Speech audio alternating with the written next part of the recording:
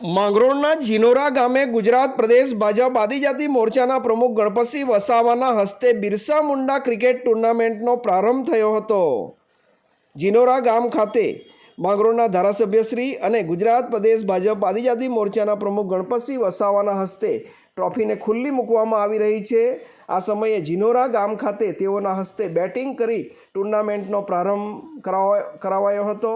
સાથે સુમુલ ડેરીના પૂર્વ ચેરમેન રાજુભાઈ પાઠક કીપિંગ કરતા નજરે પડી રહ્યા છે. અનેક આગેવાનોની ઉપસ્થિતિમાં ટુર્નામેન્ટનો પ્રારંભ થયો છે. બિરસા મુંડા જન્મજયંતિની ઉજવણીના ભાગરૂપે જીનોરા ગામ ખાતે આ ટુર્નામેન્ટનું આયોજન કરવામાં આવ્યું હતું. 100 જેટલી ટીમો આ ટુર્નામેન્ટમાં ભાગ લેશે.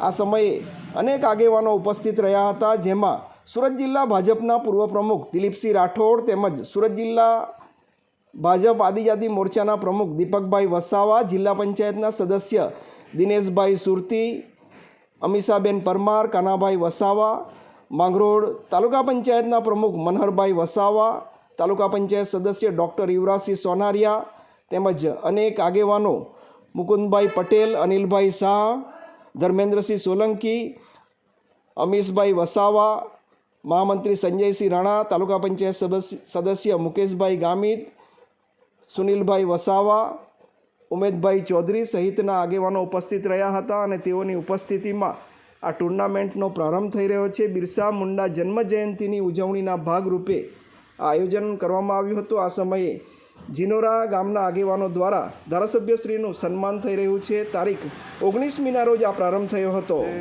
માંગરોળ તાલુકાના જીનોરા ગામે આદિવાસી સમાજના યુવકો દ્વારા, જેને આદિવાસી સમાજ ભગવાન માને છે, એવા ભગવાન બિરસા મુંડાજીની 151મી જન્મજયંતિ હાલ ચાલી રહી છે.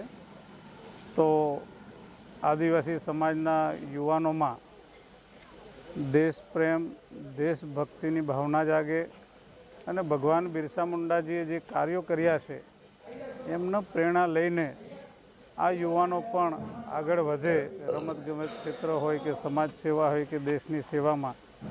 એવા હેતુથી ખૂબ સારું આયોજન અમારા આદિવાસી મોરચાના પ્રમુખ શ્રી દીપકભાઈ વસાવા દ્વારા અહીંયા જીનોરા ગામે આયોજન થયું છે. મને કહેતા આનંદ થાય છે કે 100 કરતાં વધારે ટીમોની નોંધણી થઈ છે. અને આદિવાસી સમાજ આજે જોઈએ તો રમતગમત ક્ષેત્રની અંદર દેશ લેવલે હોય કે ઇન્ટરનેશનલ લેવલ હોય, ખૂબ આગળ વધી રહ્યો છે. અને અનેક પ્રકારના જ્યારે એવોર્ડ જીતતા હોય, રમતગમતો જીતતી હોય, ત્યારે યુવાનોને અહીંથી એક ખૂબ મોટી પ્રેરણા પણ મળવાની છે.